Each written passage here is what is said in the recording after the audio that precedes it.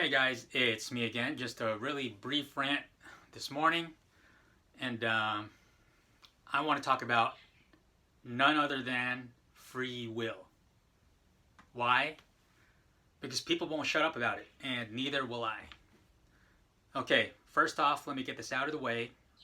Everything I'm saying, everything I'm thinking, everything I'm doing, everything I've done, every decision I've made, including my decision to believe in Jesus, I believe I did that on my own free will, on my own accord. Okay? It felt like the choice was mine. It felt like it was something I thought about and made the decision on.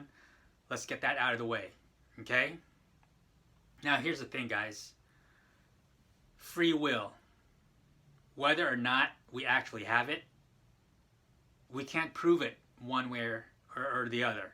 Okay? If we don't actually have free will,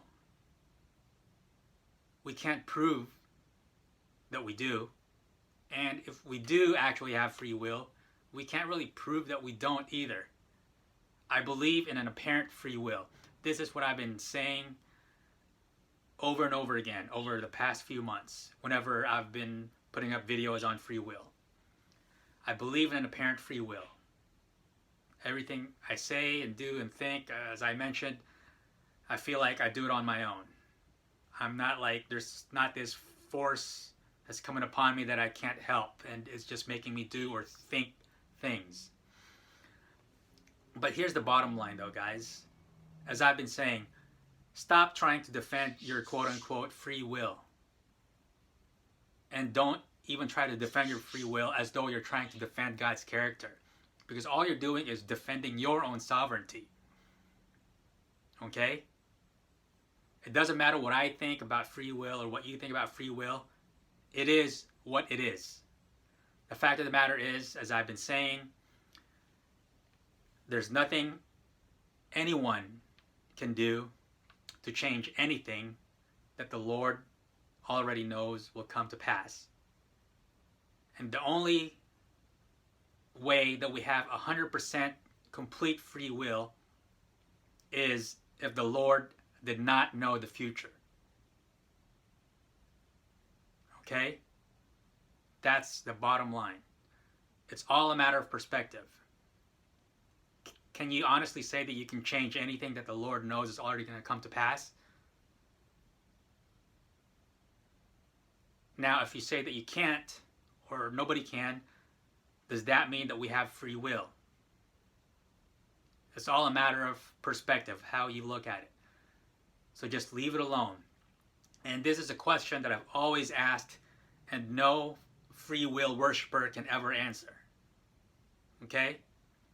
I brought up this scenario many times before, and I can't get an answer from it because people who hear this question, they know that they've been checkmated. Okay? Now, here's the question. Is there a difference between a person picking up a kid, like a little tiny kid, putting him in the middle of the street, right in front of a speeding truck, and a person who watches a little kid on that little kid's own free will walking across the street while there's a speeding truck just a few seconds away from hitting that kid? And the guy who sees this kid crossing the street not doing anything about it when he could have. When he could have ran into the street and grabbed that kid out of harm's way. Is there a difference between those two scenarios? Did I say that clearly? I mean, I know I'm not that clear a lot of times. So is there a difference between a guy tossing a kid in front of a speeding truck and a guy who sees that same kid try to cross the street on his own accord right before he, a few seconds away from getting hit by a truck, and that guy could have pulled that kid out of harm's way but decided not to? Now, is there really a difference between those two scenarios? Is there a difference? You know, does one scenario make that guy better or worse than the other scenario?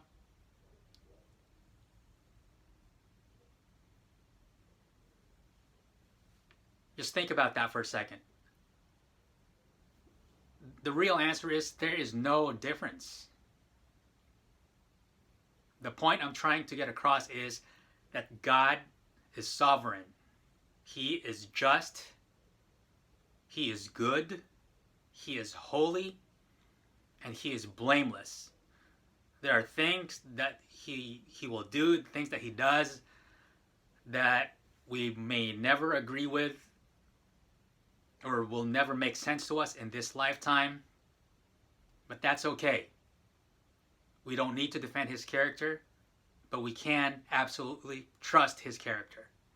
Whether or not what He allows to happen or causes to happen, however way you want to word it, is something you consider to be evil or good or anything in between.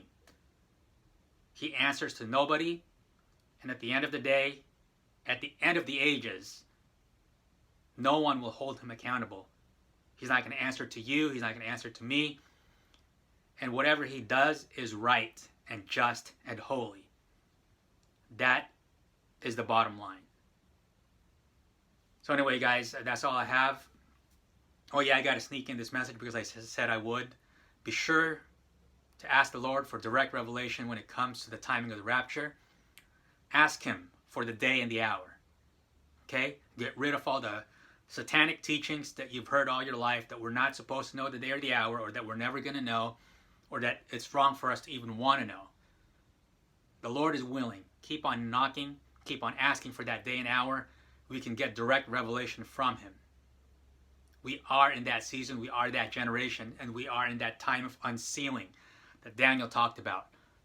So ask the Lord. Go directly to Him for revelation. I am. And if I ever get something direct from Him, I'll make sure to share it with everyone. You guys do the same.